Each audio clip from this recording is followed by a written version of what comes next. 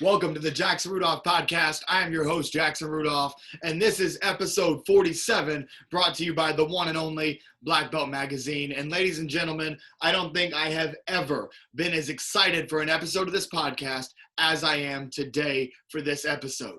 Not only will we be breaking down some of my favorite synchronized forms and weapons routine in the history of sport karate, but we also have some extremely exciting breaking news that is live on the Black Belt Magazine website right now. This is huge for the sport karate community, and that's what we are starting with today. And I'm just going to go ahead and dive right into it. Now, you may notice that something else exciting that's going on is that the Jackson Rudolph podcast now has a studio. We are here in the Black Belt Magazine archives, where over my right shoulder, I have every issue that has ever been printed of Black Belt Magazine. And over my left shoulder, you may notice that I have every issue that has ever been printed of Karate Illustrated. Now, this is where things get interesting, because true sport karate fans know that Karate Illustrated had a rating system many years ago that tracked some of the most prestigious tournaments in the country, tracked how the different competitors were placing head-to-head, and rated these competitors based on their performance. Ladies and gentlemen, the breaking news that I have for you from Black Belt Magazine is that there will now be Black Belt Magazine rankings that will track sport karate competitors across all leagues.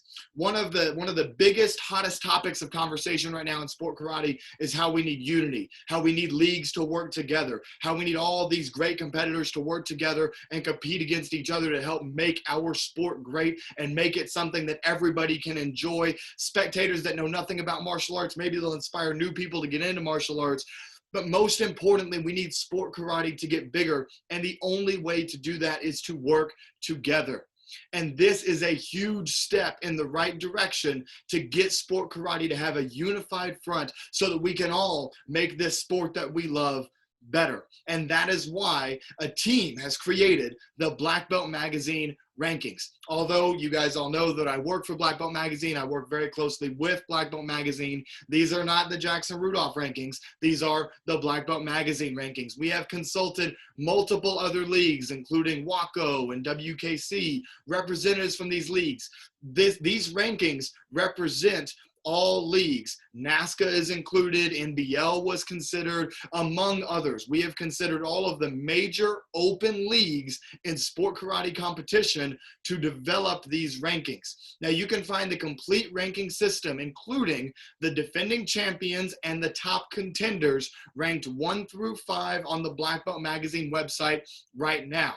I am going to discuss a few more details of these rankings, as well as discuss, I have a list right here of who the champions are that all of those contenders are going to be training and competing against to try to beat. And our hope here at Black Belt Magazine is that these rankings can be a basis for future professional events to create matchmaking so that we can have the best of the best competing against one another. Now, if you do want to go and find this on the Black Belt Magazine website, once this podcast is over, all you have to do is go to blackbeltmag.com on our homepage. You can click on the drop-down menu on the sidebar. You'll scroll down to Sport Karate. You'll click the little down arrow on Sport Karate, and then you will select Black Belt Magazine rankings, and that will take you to where all of these wonderful athletes are ranked. So I've already mentioned that these rankings were created considering multiple different leagues. A couple of other details that I want to mention. The rankings only include competitors above the age of 14. So this does not include 13 and under competitors.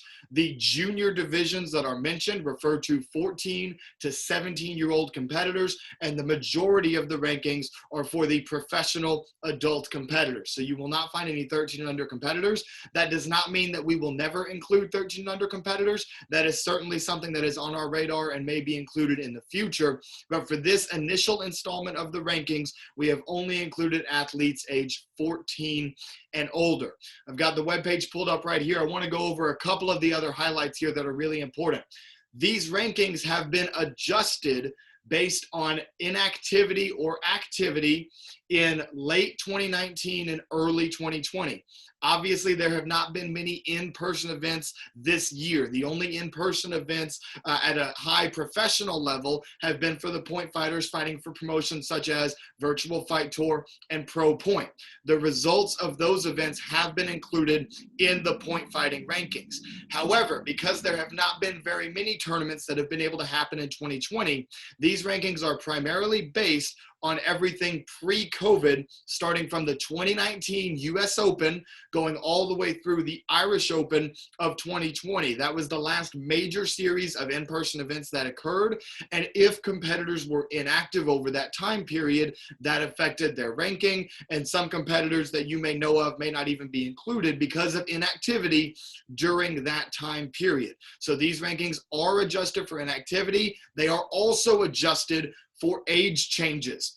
All of the defending champions of the junior divisions are expected to move up into the adult division, meaning they're turning 18 and we expect them to compete, are expected to compete in the adult division in the upcoming season, whether that be the NASCA season or WACO or NBL or WKC or what have you. All of those competitors that are mentioned in the junior categories that are the champions are expected to move up. So in the contenders list, you will see those junior competitors appearing in the contenders for the adult divisions because they are expected to move up. I want to make sure I'm not leaving anything out here. One more key tip, and as I'm about to read you this list of champions, the champions were determined by the results of the 2019 ISKA US Open Night of Champions Finals. Since that is the largest sport karate event, it's televised on ESPN. The US Open has served as the championship factor for these ratings. So for many of these rankings, you will see the champion ranked, followed by the top 5 contenders below that. Once again, I will not be diving into the contenders. I can tell you that the way that the placements of the contenders was determined by a committee was determining who placed well against who in head-to-head matchups. Whether it's forms and weapons, when competitor A was in a division, how did competitor B do, or how did competitor C do?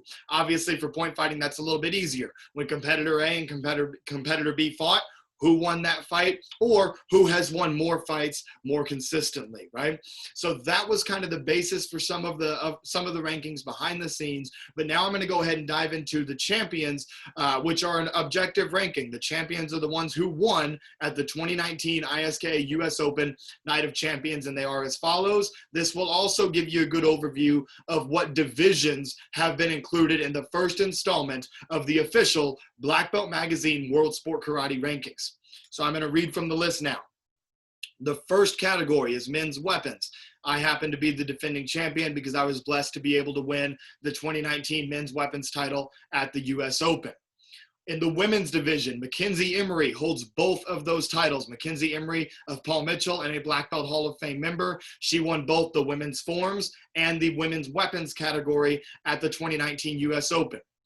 Men's CMX forms. We have Reed Presley of Team Paul Mitchell. Reed Presley is the defending US Open champion in men's CMX forms. In men's traditional forms, the defending champion is Ariel Torres of Team Revolution. The women's traditional forms category did not have a division in the Night of Champions at the 2019 US Open.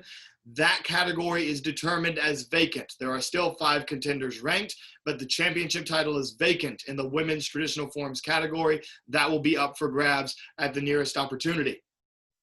We move on to adult fighting. Lightweight, defending champion from the US Open with the men's fighting lightweight overall grand championship is Bailey Murphy of Team Straight Up. For the heavyweight division, we have defending champion Avery Plowden of Team Impex. In the open weight division, not only is he the defending champion of the US Open open weight, he is also the defending champion of the Irish Open, the world's largest point fighting tournament. The Irish Open defending champion for the open weight is Elijah Everill of Team All-Stars. Moving on to women's fighting, the defending champion from the 2019 US Open is none other than Avery Plowden's sister, Morgan Plowden of Team Impex. Now we move down into the junior divisions. For the boys weapons categories, this is 14 to 17 boys weapons. Our defending champion is Jake Presley of Team Paul Mitchell. For the boys 14 to 17 forms category, The defending champion from the 2019 U.S. Open is Mason Stowell of Team Top 10 USA. For the girls, much like in the women's division where Mackenzie Emery actively holds both championships, Noelle Jellison is the defending champion for Team Infinity in the 14 to 17 girls, forms, and weapons categories. This brings us to the team divisions. For the Team Synchronized weapons category, the defending champions are Team Paul Mitchell, featuring myself, Jackson Rudolph, and my teammate, Jake Presley. For Synchronized forms competition, Team Infinity is the defending champion, featuring Connor Chastain and Diego Rodriguez Flores. And then finally, for the team demonstration category, the defending champion is Team Competitive Edge for team demonstration from the 2019 ISKA US Open Night of Champions. So once again, the champions are an objective measure. Whoever won at the US Open has been listed as the champion. What is more subjective and was determined by the committee by using the results of head-to-head matchups for these first Black Belt Magazine rankings are the contenders 1 through 5. That's how they've all been divvied out. There are 5 contenders for all of the divisions except for the team divisions, which I believe just featured 4 of the contenders. Just because of the availability of competitors and the availability of head-to-head matchups over the time period that we were looking at, which is from US Open of 2019 through the beginning of 2020, and then the few events that were able to happen in 2020. And once again, Black Belt Magazine is hopeful that these rankings will allow separate leagues to work together and to form unified events that will allow sport karate to continue to grow and to flourish in order to make the future of this sport better. I'm someone who is very, very passionate about this sport. I love what I do. I love everything that the sport has blessed me with. I am eternally grateful for sport karate. And the number one thing that I want to do is give back. And I think that the Black Belt Magazine rankings are truly something that will help this sport continue to grow and continue to develop. So if you're interested in seeing who the contenders are, if you think someone that you know or love, or maybe even you think you might be one of the contenders, head on over to blackbeltmag.com, click that drop-down menu, select Sport Karate, and then you're going to go down to the Black Belt Magazine rankings, where you will be able to view these rankings for yourself. The only sport karate ranking system that is independent of any league and is meant to be able to rank the world's best among each other. So I hope that everybody enjoys that. That is the breaking news. That is what I am extremely excited about. And we understand that there's many, many, many of these competitors that are very close in terms of talent and ability. And we want there to be a little bit of debate about that. That's okay, and that's understandable. That's why we had a committee to make these decisions, because we know that some of these competitors are so terribly close that it can be difficult to create these rankings. However, as time moves on, after major events happen, the rankings will be updated. If competitor A is the #1 contender and competitor B beats them convincingly head-to-head, competitor B will jump up and take that #1 contending spot. So that is how the ranking system works.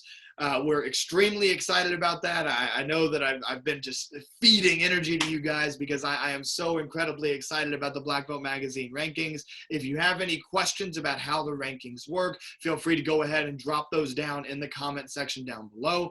And once again, as soon as this podcast is over, feel free to go ahead and check out the Black Belt Magazine rankings and see who all of the contenders are. Now, without further ado, now that we have that breaking news out of the way, we're going to transition into the film study for the Team Synchronized forms and weapons, in which some of our champions that I just mentioned, you will be able to have a look at their synchronized routines. So I'm going to go ahead and start the screen share here. All right. Share screen, switching over to Chrome. And here we go. So we are going to start things off. I always like to start these film studies off when I'm relevant to the subject matter. I always like to start and just show one of my performances, just because I feel like that's a good way to get things kicked off. And this is with defending champion Jake Presley of the junior division. And this was from the 2018 US Open. Jake Presley and I have been doing synchronized weapons together for, I believe, 4 years now. We've won the ISK US Open title in each of those years for 4 consecutive titles as a team, and 5 consecutive titles for me dating back to 2015, I believe it was, when I won the Synchronized Weapons Division alongside my then teammate Kyle Montagna. But this is Jake Presley and I's routine from back in 2018. This is just the highest quality video that I found on YouTube of us in action together. And let's go ahead and break down this routine. You see the graphic there. We were 2-time defending champions at the time of this performance back in 2018. And Jake and I have always just clicked. You know, Jake was somebody who, when he was a younger competitor, I gave him a lot of guidance and helped him out with a lot of his training. And so for us, kind of getting in sync together and doing some of these high-speed techniques at the same time really comes pretty naturally, because we've trained together for so long. And now that he's on Team Paul Mitchell, we've been teammates for so long. And we just really click well together. And as you can see with a lot of these synchronized high-speed striking combos here, zero gravity behind the back catch going into a 360. Now we're going to hit the 360 on the zero gravity. And then one of my favorite parts of this routine, the strike set going right at each other. Jake's then going to, well, we've got the vertical zero gravity there, but now Jake's going to pass his weapon to me. I'm going to roll the weapon across my body and send it back to Jake. And we're going to combo that into the finish with a double spin to the knee catch. Lots of intensity there at the finish. It's always a surreal atmosphere being on stage at US Open, and it's a blessing every time that I'm up there. And I cherish every second that I spend on that stage. I know that Jake does too. Here we're going to get a couple of slow-mo highlights. There's the zero gravity to the behind the back flick. We've got the blind man's bluff catch, and then the 540 on the behind the back, hitting those hand rolls, and then right back into the striking. This form I liked particularly because we were just really clicking on all cylinders. We were really in sync throughout the routine. You see the 720 catch there, us hitting our knee at the same time.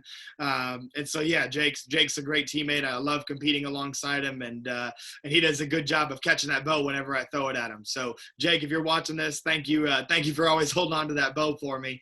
And now we're going to go ahead. We're going to transition to the next video on the playlist here. If it's going to pop up for us, might have to fast forward a little bit here. And now we're going to transition. I figured since we just watched me and Jake, you would watch kind of the last Sync Weapons team that won before one of my teams won, and that would be Team Amerikick, featuring Jake's 2 brothers, Reed Presley and Cole Presley, 2 great friends of mine, obviously also coaches of Team Competitive Edge alongside myself. And they had their synchronized double bow routine. And this is at the Diamond Nationals. This is not at the US Open, obviously. But they had just a great routine. I believe that in this particular form, it's when they had started choreographing it to Jailhouse Rock by Elvis Presley, kind of playing off of their last name. And as brothers, I mean, they had great synergy together as well. You see the X-outs there as they approach the back of the ring. Got the matching double bows with the silver and red combo that Reed started out with when he started competing double bow solo. And then obviously Cole actually helped Reed create a lot of the tricks that he would do in his routines. And so they decided, hey, we might as well go ahead and do the sync form together since we both have this talent, we both have this ability. So you see them getting into the form, couple of horizontal strikes going across there. We see the little Elvis Presley leg shake on the hand roll there. That's a nice touch. 540s in sync. I always love this part of the form, the crossing paths, flash kicks. I thought that had a really good aesthetic to it.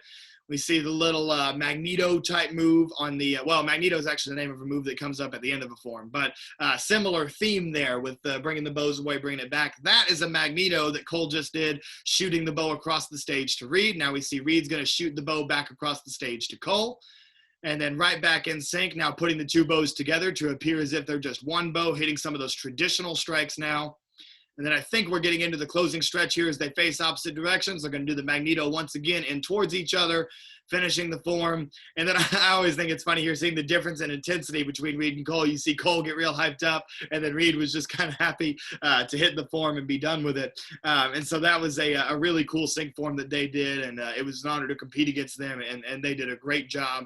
Now we're going to go ahead and we're going to shift into another weapon sync team. This is one of my favorite weapon sync forms of all time. Now we are going to get to my favorite weapon sync form of all time at the very end of today's episode. But first, this is one one of my favorites. This is Tall Guys with Sticks, featuring none other than Ross Levine and Nate Andrade. We see Nate Andrade on the right, Ross Levine on the left. Ross was a student of Nate Andrade. We see a common theme across sport karate history of coach and student syncs. You can kind of say that's what Jake and I were, even though I wasn't Jake's official coach. I helped Jake out a lot. Nate Andrade was the official Bo staff coach of Ross Levine, though. And so we see this coach-student duo locking out those blocks. They were known for their body rolls, so you will see some difficult body rolls in this routine, like that signature straight jacket right there, a little bit of performance value with them looking at each other. See the strike combo approaching the judges, and right there we see the synchronized Starry Night. That is a shoulder roll, a neck roll that ends down the torso with a behind-the-back catch, a very difficult move, let alone for two competitors to be doing that move at the same time. We see the old-school ground tap to the behind-the-back catch. That's always a nice touch. And then the namesake of the form, Tall Guys with Sticks there, and then the big strong finish, and then the classic Nate Andrade kind of showtime bow there at the end. And once again, shout out to sportmartialarts.com for providing some of this great sport karate history. And now we're going to shift over to another media company, Tournament News Online. Thank you very much for providing this piece of sport karate history. Now we're going to shift off of the weapon sync forms, and we're going to transition and start looking at some open hand sync forms. And what we're going to do here is Team Paul Mitchell has been historically great at the synchronized forms division. And so what we're going to do now with the next several videos is we're going to look at the evolution of the Team Paul Mitchell synchronized forms champions over the course of about 2.5 decades here, beginning in 1997 with the two greatest in the sport at the time. We have Mike Chad on the left, we have John Valera on the right, and they're doing a synchronized form together. I mean, that's like worlds colliding right there. I mean, they were top competitors against one another, and this is 1997, just a few years before John Valera's legendary retirement at the Diamond Nationals. And now we're going to see these two dominant competitors join forces for this synchronized routine. And one thing that I find really fascinating about this routine is that they almost alternate solos throughout the routine. It's not the standard synchronized form that we think of as two people doing the same moves next to each other. They do a lot of playing off of one another and kind of having their own solo talents displayed at various points throughout this routine, which I find to be very fascinating. And clearly it was an effective strategy, as they won a lot of grand championships using this synchronized form. And John Valera was a part of a few really impressive synchronized form teams. I remember there was also a 3-man team that we're not covering in today's episode, featuring Charlie Lee, Carmichael Simon, and John Valera. That's an all-time great sync form as well. And we're already seeing they're showcasing some of their solo talents. We see Mike Chat with a solo combo there. We see John Valera with that huge outside crescent kick, taking a man's head off, and then they're right back in sync. Beautiful jump split kicks. That was definitely a mark of the times. Those were very popular back then. See the synchronized 540s, then the axe kick to the jump outside crescent kick, working together right now. They cross paths on the jump front kick combination. And then now I believe we're going to see them split off once again, do a little bit of a solo coming up here shortly. We see a couple of slow moves building up a little suspense. That was one thing that competitors of this era were really good at. And see here, they're doing different techniques and then coming back and matching up together once again. And now we see another Mike Chat solo, locking out those clean hand techniques, and then John Valera is going to answer with his own set of hand techniques, ending in the same position. And then now, once again, we see them doing something different. Mike Chat with a signature one-legged kicking combo, and then John Valera coming over the top with that triple kick that he was famous for. That was, you couldn't see it from this camera angle, but that was actually over Mike Chat in the split position. Now we're going to fast forward 6 years from 1997 up to 2003, and we're going to see a young Matt Immig and Daniel Sterling taking the stage at US Open for Team Paul Mitchell. This is one that back when we did film study with Sammy Smith, I'm pretty sure that we talked about this form, but we had to bring it back again to kind of show the evolution of the Team Paul Mitchell forms. And something that I want everybody to recognize as we're going through these videos is that the number one thing that I learned when I started compiling all this together is that this is not going to be a one-episode deal. There are so many great sync forms in history. There's no way that you could cover all of the best ones in one video. So there are definitely some great sync forms that are left out of this video video that we will be covering in future episodes. See the synchronized side swipes there from Matt Emig and Daniel Sterling, setting up a big combo here. We see the beach whisk hook going around into the gainer, kind of a spinning setup into the swing through there. And then now we see a little bit of a fight scene going off of one another. I love that variation to set up the rays going off of each other's technique. These level changes were so unique, and they were masters of doing that. That's part of what made them so successful. We see them in that little fight scene once again. The alternating 540s and the sweeps. One competitor sweeps as the other competitor performs the 540, and they both did it. It wasn't just one or the other. They both did that technique in rapid succession. That's incredibly difficult to do. Much respect to Matt Emig and Daniel Sterling for an incredible synchronized form there. Looks like we're going to get a little bit of a slow-mo. That's why I always like finding the ESPN videos on YouTube, because you always get these little slow-mo replays. And look at that, the exact combo that I was talking about. We see that sweep. And there's Jean-Paul DeJoria himself. I didn't realize that he presented the trophy that year. That's really cool. So that is Jean-Paul DeJoria, CEO of John Paul Mitchell Systems, presenting the trophy. That had to be a pretty cool moment for Matt and Daniel there.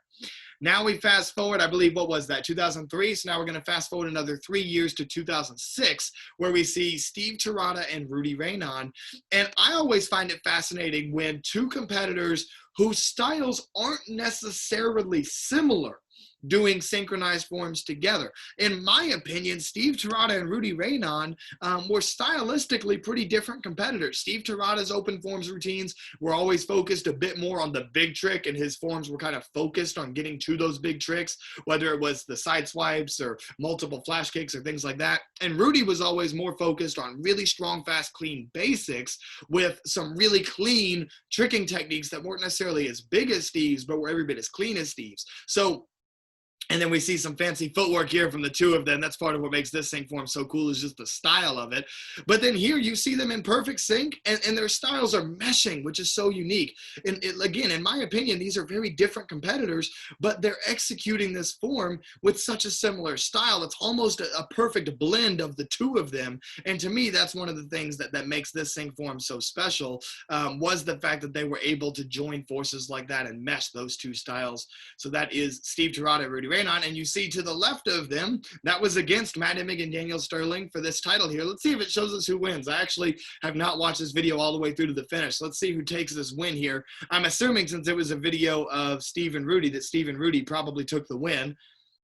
Yep, and we see the round of applause from Matt and Daniel. Looks like Steve and Rudy were the champions, and they will be receiving that. And there is Julie Sowald, one of the vice presidents of John Paul Mitchell Systems, who's been an integral part of our team for years. Miss Julie, if you're watching this, thank you for everything that you've done for us.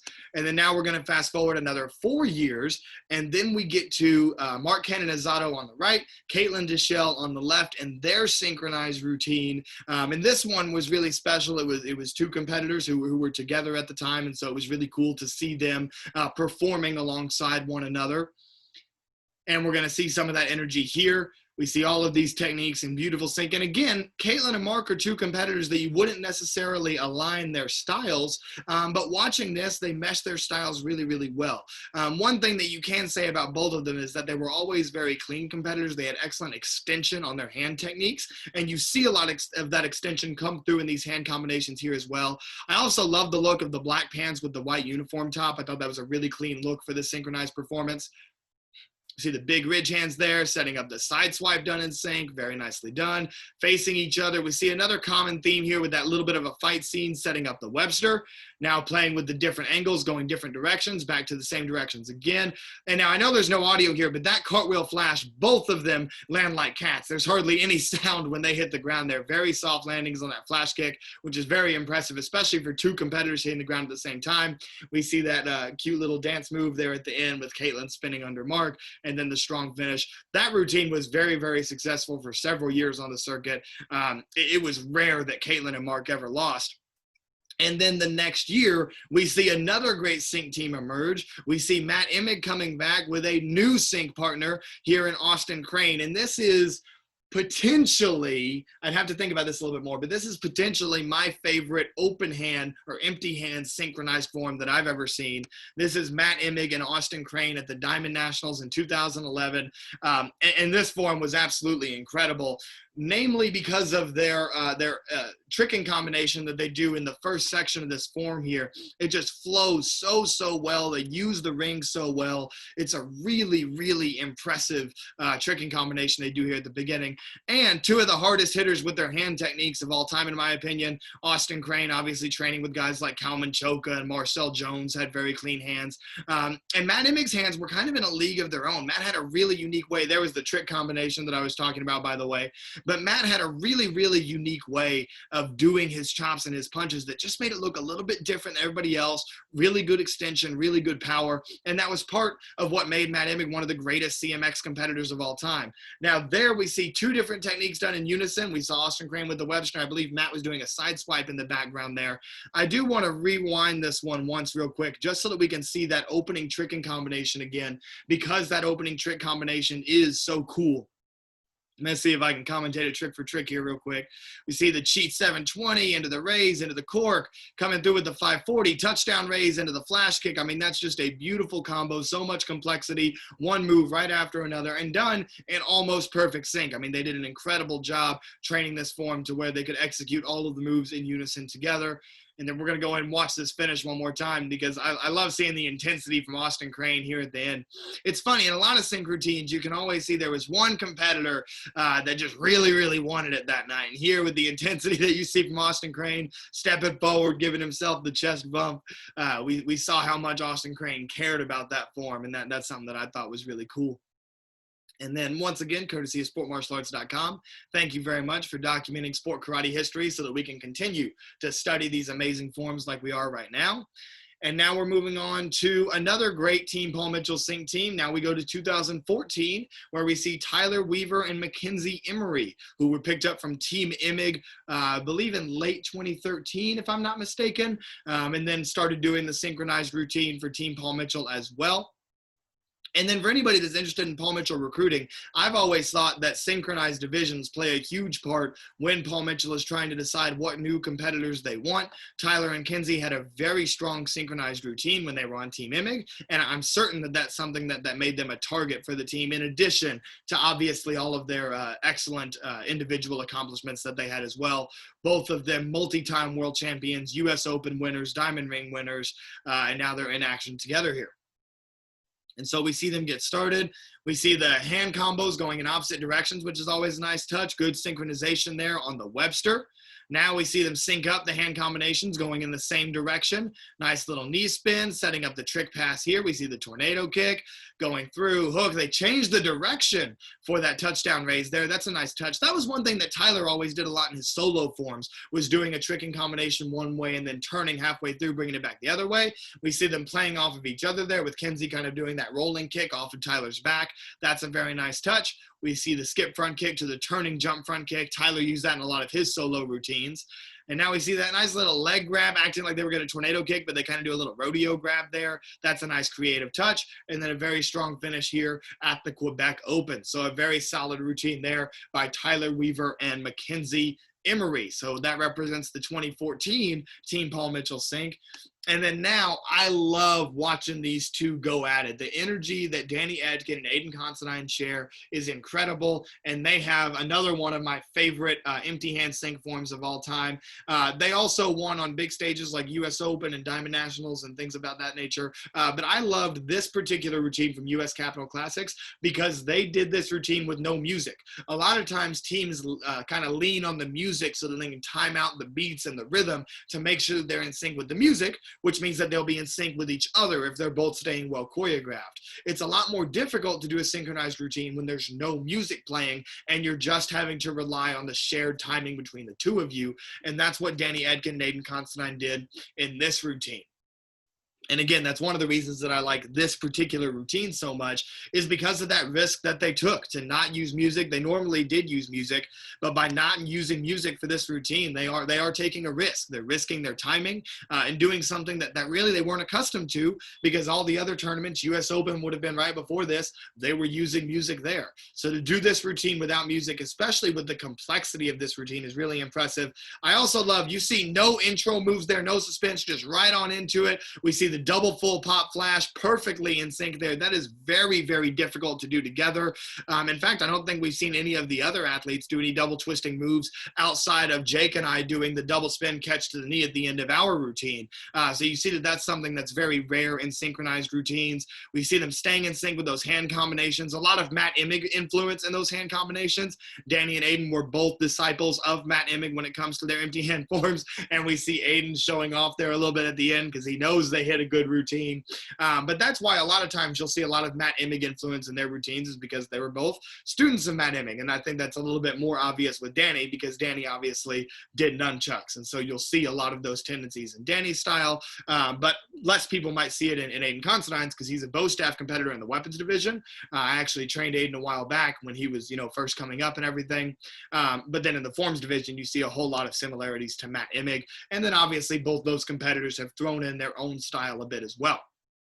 Now we transition off of the Team Paul Mitchell stuff. So we kind of went through starting back all the way in 1997, going up through 2018. So 20 years of sport karate history there, and several great Team Paul Mitchell synchronized forms teams. Now, don't get me wrong, Team Paul Mitchell's had some great synchronized weapons teams in the past as well. We're going to be getting to one of those in particular here coming up at the end of the show. That's a hint as to what my favorite sync weapons form of all time is. But now, not all great sync forms were Paul Mitchell, obviously. You guys know that I'm a Paul Mitchell guy, so I got a little bit of Paul Mitchell bias, but that's okay. So now we're going to go ahead and we're going to look at some non-Paul Mitchell team syncs. One of the best here at the 2005 Bluegrass Nationals in Louisville, Kentucky. We have Team Pro Rank featuring Kalman Choka and Marcel Jones. A lot of people may not know that Kalman Choka was bad. And I mean bad. When I say bad, I mean good when it comes to extreme forms. And so we see him doing it alongside Marcel Jones. The reason not many people know about Kalman's forms abilities is because Kalman gained a lot of his fame in the sport karate world from his dominant weapons career with the double sword and the reign that he had of the men's weapons division from kind of late 2007, I want to say, going up through around 2011. The end of 2011, I believe, is when he retired at the Diamond Nationals. And so a lot of people remember Kalman for that, but he was a great forms competitor as well. And we see it here in this routine alongside Marcel Jones. In my opinion, Marcel Jones may be one of the greatest sport karate competitors to never represent Team Paul Mitchell. He represented Pro Rank for the vast majority of his career. And just beautiful hand combinations here from both Kalman and Marcel. They are very, very good traditional martial artists. You see that coming through in their stances, the quality of these hand combinations. You also see some great creativity in these hand combinations as well. No surprise from Kalman Choka that you get some creativity, a little bit of a dance flair there. We see the crowd in the back really liking that. And then they were just so in sync, a little bit more creative flair there. And that was really cool. I love that little kind of almost like a sideways setup for a back walk over there going for the tricking pass. But when they did it from together and splitting apart, that was a really unique look. See a very clean aerial to the chop punch there at the end, back on the knees, nice creative combination. And then the big strong finish from Marcel Jones and Kalman Choka. I love, love, love watching that form. They also came back later. I believe it was after Kalman had already retired. And they did a demonstration of this routine, or a variation of this routine, at the Battle of Atlanta years later. That was really, really cool to watch. And again, I've not watched to the end of this video. I actually don't know who wins this. We see Lauren Carney and Casey Marks off to the side there. They had an all-time great sync form that we are going to be watching here in just a little bit. But we see in that case, Marcel Jones and Kalman Choka were able to take the title. Now we move on to one. Now this one is very, very popular amongst sport karate fans. We have Team Air featuring Anthony Atkins and Ryan Pinkston. People just absolutely loved this routine with the commas. Once again, this is at Battle of Atlanta in 2000. Both of these gentlemen were representing Team Charlie Lee. And this is one that just so many people remember, because when you look at these two martial artists, you know what I mean? We see one big, strong adult and we see one smaller, very talented kid. And you just wouldn't expect them to have this kind of energy together. But you notice throughout this form, they are perfectly in sync, executing those comma cuts. Which, by the way, those comma cuts will look different from kind of what the standard of technique is today. But back in the year 2000, those were what comma cuts look like, with the 7 cuts and kind of the angle that they're doing them at. The standard of the execution of technique changed quite a bit over the past 2 decades. And so a lot of times sport karate competitors of today incorrectly assume that like, oh, like, aren't they doing that wrong or something like that? But no, that was kind of the standard of the time. That was kind of what was expected of everybody. And you can kind of see the basics really coming through clean when you look at the stances, the execution of the jump front kicks, when you look at like the chop punch techniques with the kamas.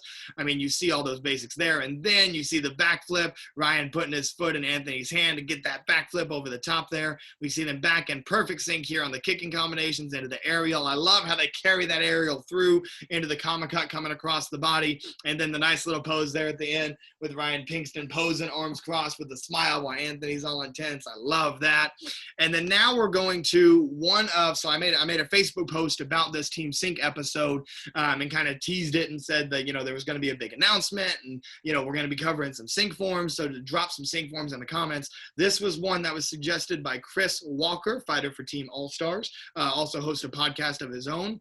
And this is Jeff Spridko and Mike Welch of Team Straight Up. One of my favorite uniforms of all time is the vintage Straight Up uniform, the white pants with the purple gi top. And this form's got so much style to it. One wouldn't expect anything less from these two, Mike Welch and Jeff Spridko. And this is just an awesome, awesome routine. And this was actually done on the same evening, I believe, of the Tall Guys with Sticks routine with Nate Andrade and Ross Levine. Now, I don't know if those two forms actually competed against one another. We see the synchronized D-legs there after the competitors were doing one of those little miniature fight scenes. Very unique, kind of like horse stance back fist there to set up the jump front kick.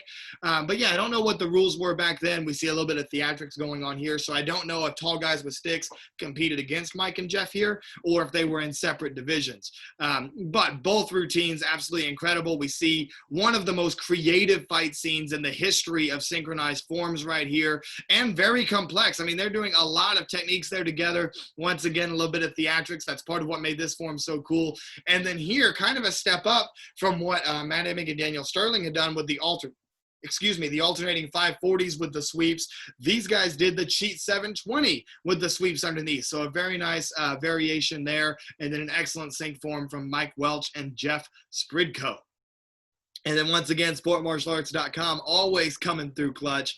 And then now we're going to look at Team AKA. They had an incredible run from 2009 to 2010 at the Diamond Nationals, doing a 3 and then a 4-man synchronized routine. One of the greatest 2-year spans for any team in synchronized history. Literally, they just showed up at these 2 events, if I remember correctly. They may have done a few extra tournaments. I think they probably did US Open. I think I remember seeing them at the Capital Classics. Of course, they did the AKA Warrior Cup, which was then the AKA Grand Nationals. But it's not like they were traveling to every single tournament on the circuit. They weren't traveling to all the prestigious events. So it was rare that you got to see this routine. And it was really, really special when they did it. And so here in 2009, we're going to watch both of those iconic routines from the Diamond Nationals. And then we see, of course, them taking the shirts off. And then if I remember correctly, this team is, I think that's Brendan Hewer up here in the front. And then I think we have Seth Austin and Donald Mills, if I'm not mistaken. That made up this team.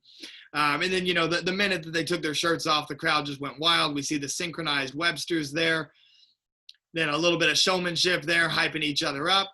And then this isn't just Team AKA. I mean, all these guys representatives of Team Sideswipe that made it all the way to the finals of the first or second season of America's Got Talent. So these guys have great energy together. We see the beautiful tricking combination there. Obviously, more difficult to synchronize 3 competitors than to synchronize 2. So that's one thing that was really unique about this. I believe that the NASCAR rule is that a synchronized form can have up to 4 or 5 competitors.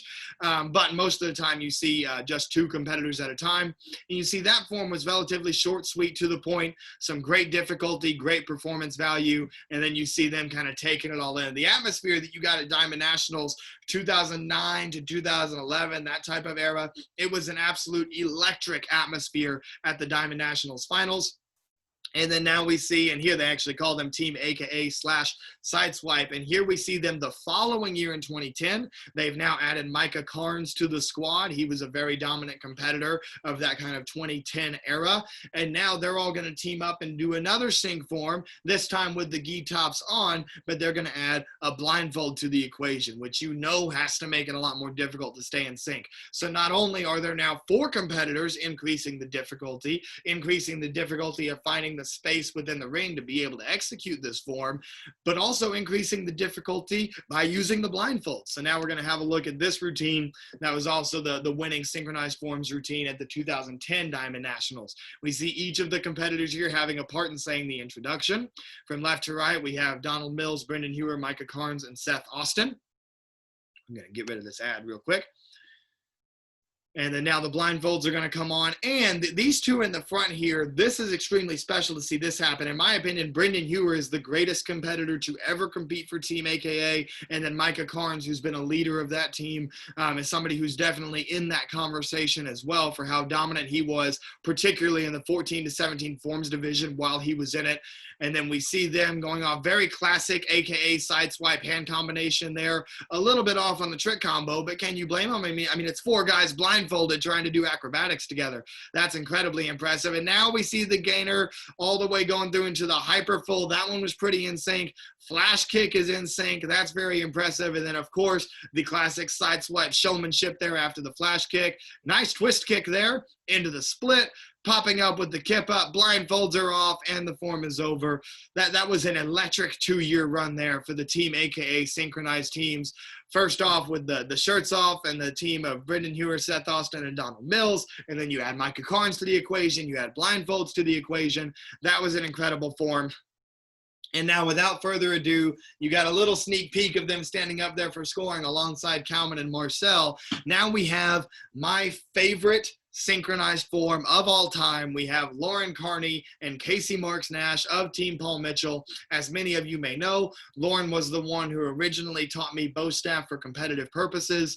Casey Marks was Lauren's instructor. Casey was trained by Mike Bernardo. And so these are two extremely important members of my bow staff competitive lineage. And seeing these two go at it, watching this form is really what inspired me to want to do Team Sync, and ultimately why I did Team Sync with Kyle Montagna and why I continue to do Team Sync with Jake Presley was because I was inspired by this form by Lauren Carney and Casey Marks.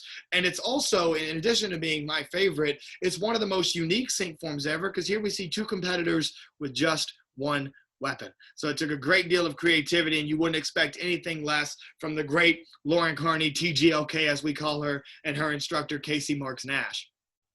And then you even see here on the little ESPN graphic, this is Team Paul Mitchell #1, meaning they were competing against another Paul Mitchell team.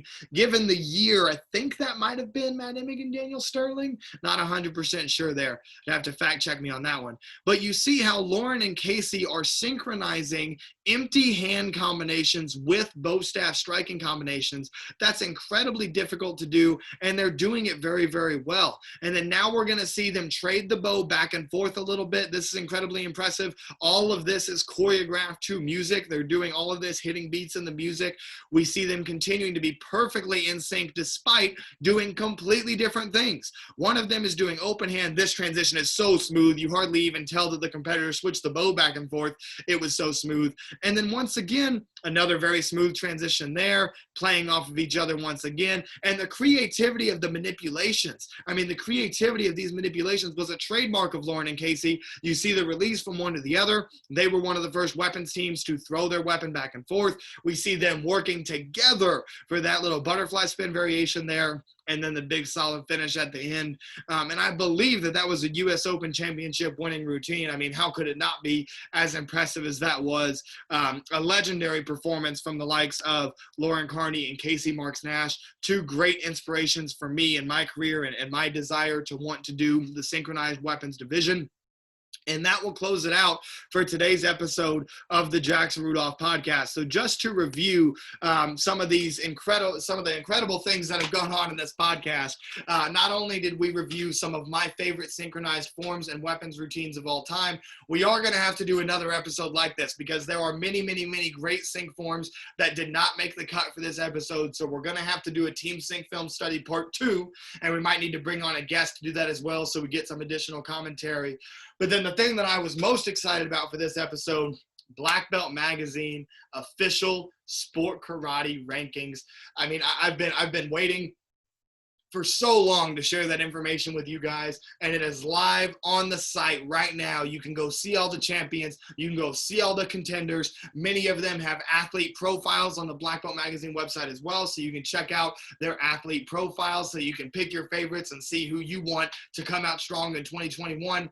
Once this pandemic's over and we're back to normal and we have professional tournaments back in full swing again, we're going to see those rankings going up and down. And shout out to all of the great virtual series that are doing tournaments right now as well. NASCA's been doing a virtual tour. I hear that ATA's been doing a virtual tour. WKC had a virtual World Championships. And then, of course, for the fighting, we have two great programs, the Virtual Fight Tour, who's now also doing the Virtual Forms Tour, which, by the way, the first edition of Virtual Forms Tour, I'm going to be commentating on this weekend. So make sure you check that out.